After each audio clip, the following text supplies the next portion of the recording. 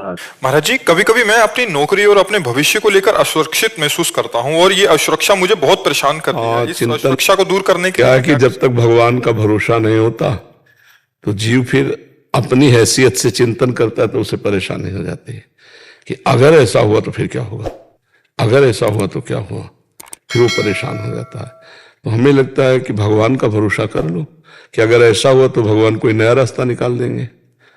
भरोसो दृढ़ इन चरणन के हो, हमें भरोसा भगवान पर है। एक मार्ग बंद होगा तो दूसरा खोल देगा। अच्छा, भगवान का भरोसा नहीं तो विचलित तो हो ही जाओगे फिर, क्योंकि संसार में जैसे आपका नौकरी के द्वारा पूरा परिवार पोषण हो रहा है, तो मन में लगा अगर नौकरी छूट गई तो हम चिंतित हो जाते हैं अपने बोझा लेकर के। और यदि हम भगवान को भी बोझा दे दें कि आज जो मुझे नौकरी से ऐसे दिला रहा है, कल वो हमारी कहीं और व्यवस्था कर देगा, तो आज निश्चिंत हो जाओगे आप। भगवान के भरोसे हो जाओ, वो निश्चिंत कर देते हैं। भगवान का भरोसा अगर नहीं है तो निश्चिंतता नहीं आनी। देखो, हम एक प्रसंग सुनाते हैं। भीष्म पितामह जिस समय सेनापति बने, दुर्योधन के कौरव पक्ष के सेनापति, तो रोज 10,000 महारथी मारते थे। 10,000 महारथी, भीष्म जी महान धनुर्धर, लेकिन एक भी पांडव को खरोच नहीं आती थी। तो दुर्योधन जल जाता जब शाम के युद्ध का निर्णय सुने, बोले एक भी पांडव नहीं मारा गया। भीष्म जैसे सेनापति, एक भी पांडव नहीं मारा गया।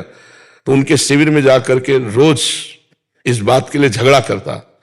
तो भीष्म जी भाव में आए, 5 बाण निकाल के रख दिए और कहा कल मैं यदि जीवित रहा तो 5 पांडवों का वध निश्चित समझो। उनको पता था कि मैं जीवित ही क्यों रहूंगा, जिनके रक्षा में भगवान है, तो मैं समर्थ नहीं रह पाऊंगा कि पांडवों को मार दूं। पर ये रोज रोज कहता, तो उन्होंने अब ये खबर फैल गई पूरे दोनों शिविरों में कि भीष्म ने प्रतिज्ञा की कल 5 पांडवों का वध होगा।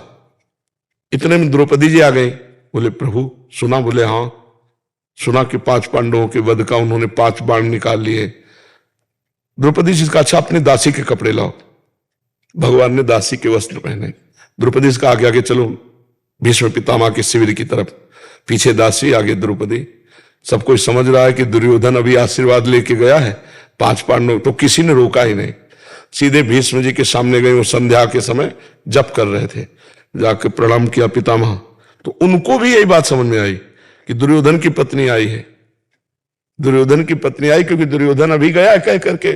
तो हम 5 पांडवों के वध का प्रण किया, तो प्रसन्न होकर बताया होगा, तो उसकी तो उनका सौभाग्यवती भाव। संध्या का समय था।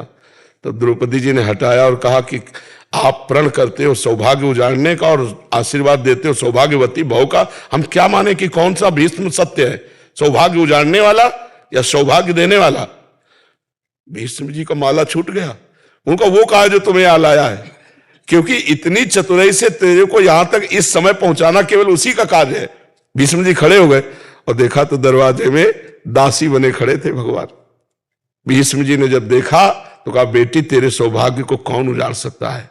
हम जैसे सैकड़ों भीष्म तो भी नहीं उजाड़ सकते, जिसका रक्षक ये गोविंद तुम्हारे लिए दासी बन के आया है, तुम्हारे पद। तब भगवान से कहा मेरा प्रण तो तुम तोड़ दिए, लेकिन तुम्हारा भी प्रण तोड़ूंगा कल। तुमने कहा युद्ध में मैं अस्त्र ग्रहण नहीं करूंगा, और कल मैं गंगा का पुत्र नहीं कहूंगा अगर तुमसे अस्त्र न ग्रहण करा। तो भगवान ने कहा ये तो बात हो जाएगी, अपनो प्रण विसार भगत को पूर्व प्रण निभाऊं। फिर भगवान से कहा कि प्रभु अगर जीवित रहा तो मैं बाण संधान करूंगा पांडवों के ऊपर। तो आप ये करना कि जो ही मैं युद्ध क्षेत्र में जाऊं कल, तो सामने शिखंडी को खड़ा कर देना। शिखंडी आज भी मेरी दृष्टि में अंबा है, और मैं स्त्री पर कभी बाण नहीं चलाता। इतने में अर्जुन से कह देना मुझे बाणों की सैया पे सुला दे। अब भगवान लौट करके आए तो देखा पांडव चैन से सो रहे हैं। तो पांडवों को जगाया। उनको भीष्म ने प्रतिज्ञा की है 5 पांडवों को मारने की। बोले हाँ पता है। बोले तुम चैन से सो क्यों रहे हो? बोले जिसके तुम रक्षक हो तो चैन से हम सोए, आप खुद व्यवस्था करो। तो समझ रहे हो ना, अगर भगवान का भरोसा है तो चैन से सोगे, वो व्यवस्था खुद कर देंगे। और भगवान का भरोसा नहीं तो अपनी परेशानी, अपनी जिम्मेवारी लेने पर हम परेशान हो जाएं, क्योंकि हम मनुष्य हैं। हमारी क्षमता ईश्वरीय शक्ति के आगे नहीं है। अगर ईश्वर का, तो ईश्वरीय शक्ति के आगे किसी का ऐसा नहीं कि कार्य बिगड़ जाए, सदैव बनते ही पाया गया है। तो आप भगवान का भरोसा लीजिए, चिंता मत कीजिए, थोड़ा नाम जप कीजिए और भगवान के आश्रित रह के होगा वही प्यारे जो राम जी को भाएगा। और राम जी है मंगल भवन अमंगल हारी। अमंगल हो नहीं सकता हो ही नहीं सकता, तो इसलिए भगवान के भरोसे रहिए।